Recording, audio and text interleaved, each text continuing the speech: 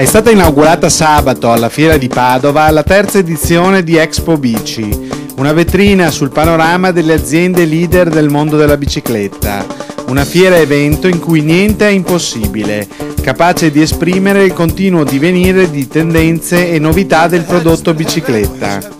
Il successo di Expo Bici è dato anche dalla posizione strategica in cui si colloca, il bacino del Veneto, che da sempre è al centro della produzione mondiale, con grandi tradizioni ed elevati standard qualitativi, come ha ribadito anche il governatore del Veneto Luca Zaia. Lo dico agli espositori, in Italia c'è un mercato per 1,5 milioni di bici all'anno, ma soprattutto ricordiamolo che questo distretto, che è quello di Padova, che è stato ricordato prima, di Treviso e di Vicenza, rappresentano l'80% della produzione nazionale. Un controvalore di circa 800 milioni di euro, 1710 addetti, 266 aziende. Andare in bicicletta è rievocativo di tanti ricordi legati al passato. La bici come regalo, la bici per andare a lavorare.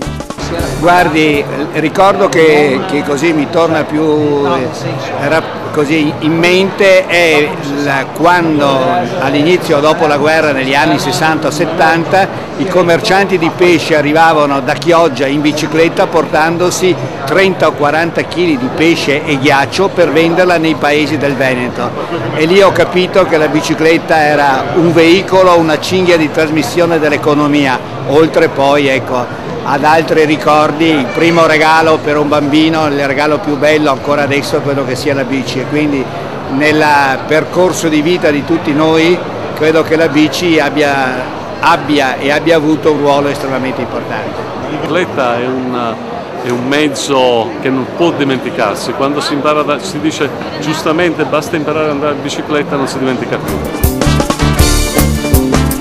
La fiera Expo Bici è il momento ideale per incontrare l'operatore italiano di questo settore merceologico. Si concluderà lunedì 20 settembre.